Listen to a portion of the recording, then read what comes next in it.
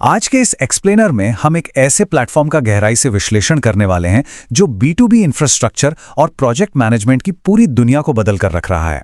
इस प्लेटफॉर्म का नाम है वेंडरमेट। चलिए, बिना किसी देरी के इस टॉपिक की गहराइयों में चलते हैं और समझते हैं कि ये इकोसिस्टम असल में कैसे काम करता है। इस एजेंडा या रोडमैप के जरिए प्रोजेक्ट की देरी सुलझाने से लेकर डिजिटल प्रोक्योरमेंट के एग्जीक्यूशन तक इस डुअल साइडेड मार्केटप्लेस के इन 6 अहम पहलुओं को आज हम कवर करेंगे। शुरुआत करते हैं पहले हिस्से से, प्रोजेक्ट मैनेजमेंट के चैलेंजेस। बड़े कॉर्पोरेट इंफ्रास्ट्रक्चर और आईटी प्रोजेक्ट्स में आखिर ऐसी कौन सी परेशानियां हैं जिन्हें सुलझाना सबसे ज्यादा जरूरी है?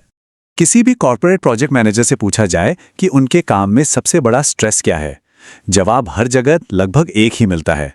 अचानक से बढ़ता हुआ बजट, मिस होती डेडलाइंस और टेंडर पास करने की वही पुरानी अपारदर्शी प्रक्रिया, जहां यह तय करना मुश्किल होता है कि कौन सा वेंडर सच में भरोसेमंद है।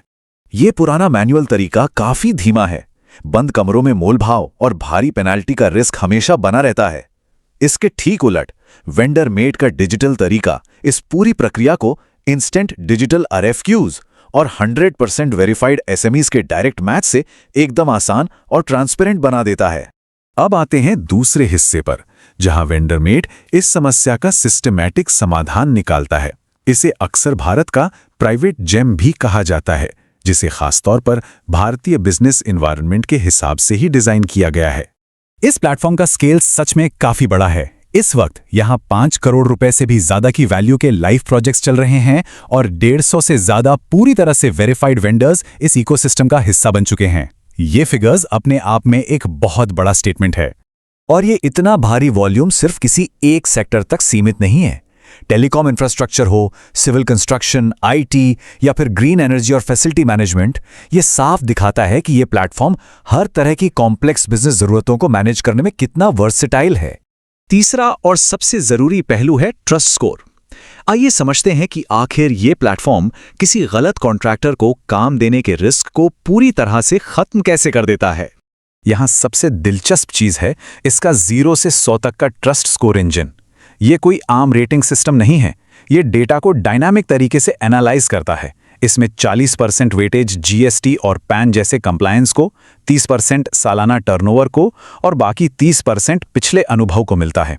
इसी सॉलिड डेटा के आधार पर हर वेंडर की रैंकिंग तय होती है। स्लैब पेनाल्टीज यानी सर्विस लेवल एग्रीमेंट के टूटने पर लगने वाला भारी जुर्माना, इसका नाम सुनते ही प्रोजेक्ट टीम्स को डर लगता है। लेकिन सिर्फ हाई ट्रस्ट स्कोर वाले SMEs को चुनकर कॉर्पोरेट्स प्रोजेक्ट शुरू होने से पहले ही इन पेनाल्टीज के खतरे को लगभग 0 कर देते हैं। सीधा सा मतलब है, प्रोजेक्ट बिल्कुल सही समय पर और बेहतरीन क्वालिटी के साथ पूरा होगा। चलिए अब फोकस कॉर्पोरेट्स की तरफ शिफ्ट करते हैं। देखते हैं कि टॉप टियर कॉर्पोरेट्स अपनी हाई वैल्यू जरूरतों को आउटसोर्स करने के लिए इस प्लेटफॉर्म का आखिर कैसे इस्तेमाल करते हैं। यहां कॉर्पोरेट वर्कफ्लो को बेहद स्ट्रीमलाइन रखा गया है। एक बेसिक अकाउंट बनाने से लेकर प्रोजेक्ट का स्कोप डिफाइन करने, बिल ऑफ क्वांटिटीज यानी BOQ अपलोड करने और एक आखिरी वर्चुअल मीट तक, बस इन्हीं कुछ स्टेप्स में एक नॉर्मल रिक्वायरमेंट सीधे लाइव बिड रेडी प्रोजेक्ट बन जाती है। प्रोजेक्ट के लाइव होते ही एक सेंट्रल डैशबोर्ड पूरी लाइफ साइकिल का मुकम्मल कंट्रोल दे देता है। बिडिंग से लेकर कॉन्ट्रैक्ट साइन होना, प्रोग्रेस ट्रैक करना और पेमेंट्स, सब कुछ एक ही जगह पूरी तरह से कंट्रोल्ड और विजिबल होता है। दूसरी तरफ MSMEs और फ्रीलांसर्स के लिए ये प्लेटफॉर्म सीधे हाई वैल्यू कॉर्पोरेट कॉन्ट्रैक्ट्स तक पहुंचने का एक डायरेक्ट रास्ता है। बीच में कोई भी बिचौलिया नहीं। यहां ट्रेडिशनल नेटवर्किंग की कोई जरूरत नहीं है। वेंडर्स बहुत तेजी से ऑनबोर्ड हो सकते हैं। इसका एक बहुत ही smart cloud hosted verification trick है। अपने वेरीफाइड डॉक्यूमेंट्स को गूगल ड्राइव फोल्डर में रखें, लिंक को एनीवन विद द लिंक पर सेट करें और उसे सीधे अपनी प्रोफाइल से जोड़ दें। वैसे तो स्टैंडर्ड प्रोजेक्ट्स पर कोटेशन देना ज्यादातर फ्री होता है, लेकिन अगर एक प्रीमियम कंफर्म प्रोजेक्ट बुक करना हो तो उसके लिए एक नॉन रिफंडेबल प्रोसेसिंग फी लगती है। और अच्छी बात यह है कि यह फीस बिल्कुल स्पष्ट और ट्रांसपेरेंट टियर स्ट्रक्चर पर आधारित है, बिना किसी हिडन चार्ज के।